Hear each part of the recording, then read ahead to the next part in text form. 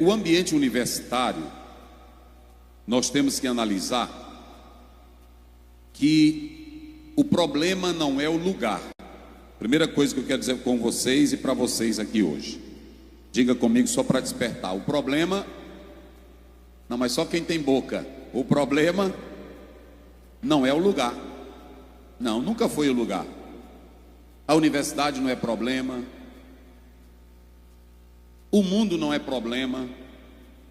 O próprio Jesus disse em João 17: Pai, eu não os peço que os tire de onde? Do mundo. O problema nunca foi o lugar. O problema é quem está nesse lugar. Mas o lugar nunca foi problema. O grande problema nosso, primeiro, antes de entrar no texto, o grande problema nosso é que nós não sabemos dialogar com a cultura lá fora. E eu quero que vocês me escutem, por isso que eu falei aqui que o problema é muito sério.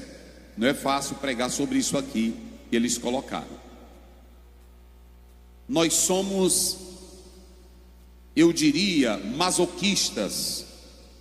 Gostamos de bater nas coisas sem primeiro conhecê-las, sem primeiro entendê-las e sem procurar um diálogo. Isso não é de agora.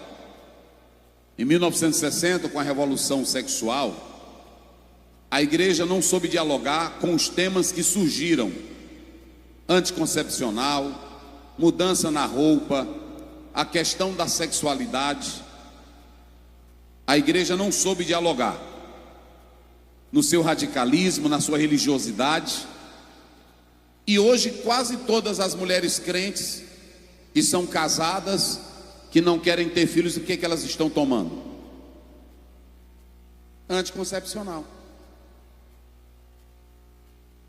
E qual foi o problema? Lá atrás batiam, mas não tinha um diálogo. E quando eu falo de dialogar, eu não estou falando de manter amizade com o mundo pecaminoso, porque é o que nós vamos estudar aqui nesse texto de Atos 17.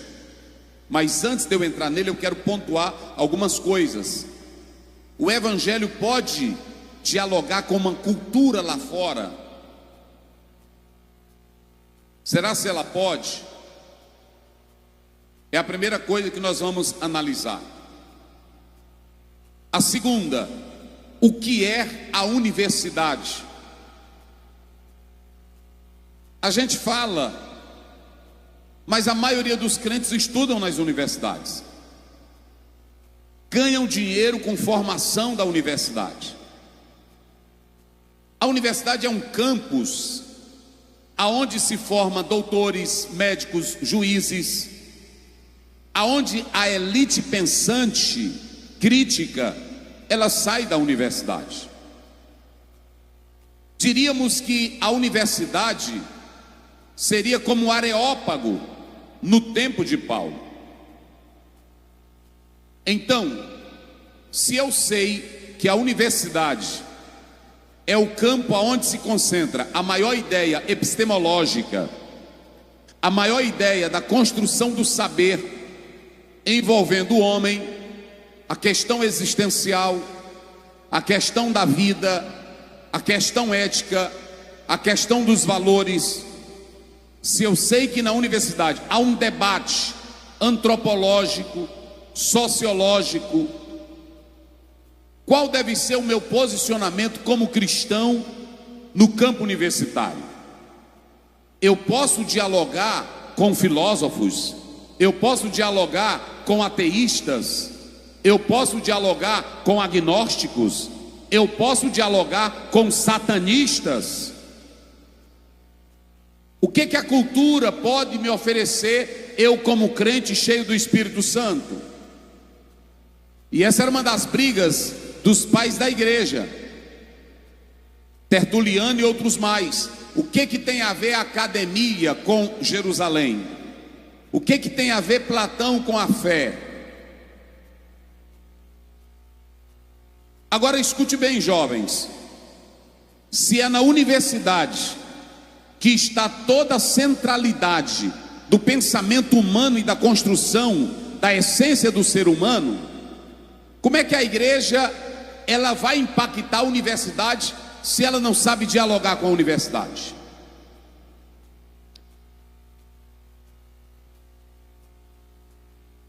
Esse é o primeiro ponto que eu quero destacar. Então, nas universidades nós temos os paradigmas científicos, filosóficos, culturais, políticos, e toda a nossa sociedade ela é influenciada pelo impacto da sociedade. Lugar para se formar crente é a igreja.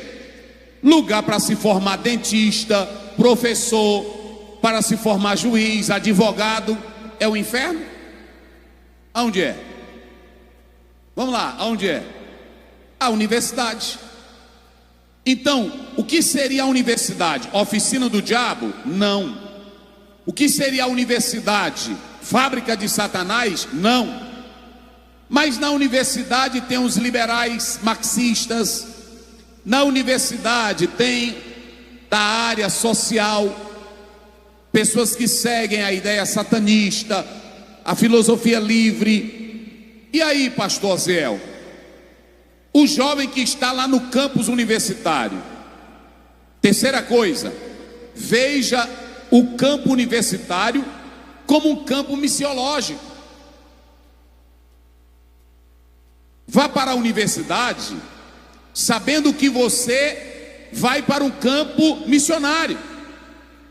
Assim como tem países anticristãos, como na janela 10x40, cinturão de resistência, políticos que não gostam de evangélicos, o cristão não pode temer e nem fugir da universidade. Mas quando você entra na universidade, você entra com duas qualidades. A primeira, luz. Se a faculdade tem uma ideia boa de formação, você tem uma luz maior, que é Jesus Cristo brilhando dentro de você. Mateus 5,16. O Senhor Jesus Cristo diz: vós sois a luz do mundo. Ah, na universidade tem lésbica, tem homossexual, tem ateu, tem fumador de maconha. Esse é o nosso debate. Agora, eu não vou para lá como um crente fanático louco. Eu não vou para a universidade como um crente sem bagagem espiritual. Qual foi o problema de José morar no Egito? Nenhum. José não teve problema nenhum em morar lá no Egito. E olhe para cá, a casa de Potifar melhorou com a presença de José. Gênesis 39:2, a Bíblia diz: e desceu José para o Egito, na casa de Potifar, e o Senhor era com ele. Gênesis 39:21, e desceu para a prisão, e o Senhor era com ele. O problema não é o lugar, o problema é quem está lá. Se você é um jovenzinho fraco, se você é um jovem só de aparência, a faculdade, a universidade vai te engolir. Não vai demorar tu aparecer com o cabelo cortado no meio. Não vai demorar tu aparecer com um brinco na venta. Hein? Não vai demorar tu dizer que não é mais Manuel. Não vai demorar você dizer que não crê mais na Bíblia. É porque quem foi para lá nunca foi mudado, mas quem sai daqui para lá cheio de Deus, oh aleluia, aí tem diferença. Irmão, só para vocês terem uma ideia, Deus é tão bom, queridos, que Moisés morou no Egito e ainda teve uma coisa: Moisés frequentou toda a academia do Egito. Atos 7:22, Moisés era formado em toda a ciência do Egito, mas o Egito e a academia nunca entrou em Moisés.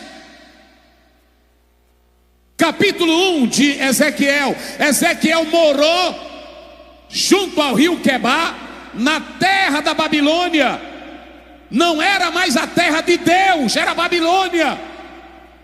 Mas a Bíblia diz que lá ele teve visões dos céus. Daniel 1:8 morou também na Babilônia. Um era à beira do rio, o outro era no palácio. Mas tanto faz morar no palácio, na rua, em um casebre. Mas se você tiver Deus na vida, tu pode entrar até no inferno, irmã. Agora quando não é crente, qualquer besteira que o professor de sociologia diz, aí você sai.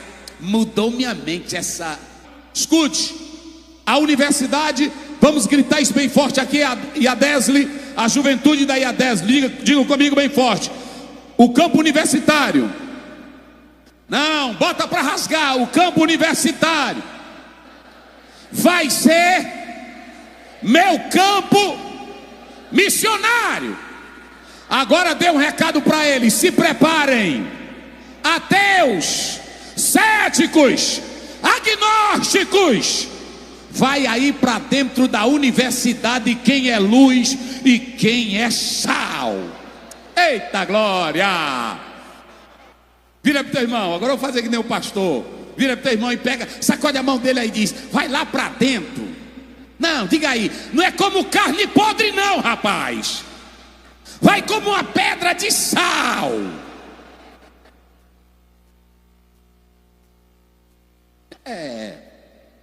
Não é assim? Entra como uma pedra de sal.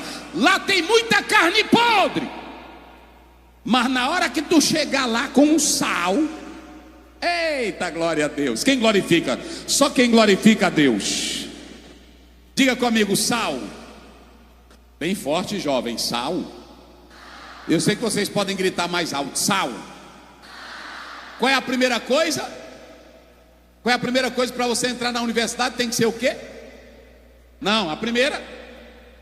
Isso, Luiz. A primeira, quando Jesus fala de fós, a palavra fós, a palavra grega fós, é a palavra fósforo, é a palavra foquite, é a palavra farol, é a palavra ideia. Então olhe para cá, lá na universidade tu é um pequeno fósforo. Você já leu Tiago 3? Uma fagulha incendeia. Alguns jovens começaram a orar na Universidade de Oxford, e Deus tomou conta. Em Topeka, Kansas, eles começaram a orar e Deus tomou conta. Então não venha para cá não, olha para cá. Não venha para cá, é porque as universidades, elas estão cheias de pecado. Não é só lá não, é o mundo todinho. Até na igreja tem crente sem vergonha. Tem ou não tem? Agora o problema não é o mundo, o problema não é a universidade, o problema não é o lugar. Eu quero saber quem é você. Eita glória! Se você é foz, diga comigo: foz.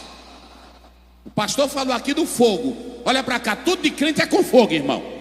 A Bíblia diz que a primeira coisa que Deus fez foi a luz. E para guiar Israel durante a noite, bota fogo. E para falar com Israel no Monte Sinai, é fogo. Com crente da Assembleia de Deus, tudo é misturado com o quê? Não é isso, pastor? É com o quê?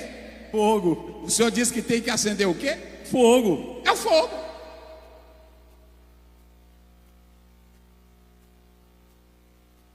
E pregador pentecostal não se aquieta. Está lá em Jeremias capítulo 20, do verso 9 em diante. Ele diz: eu pensei em parar, pensei em deixar de pregar, mas dentro de mim foi como um fogo. Eita glória, só quem tem esse fogo, só quem tem, só quem tem. Levante a mão, só quem tem.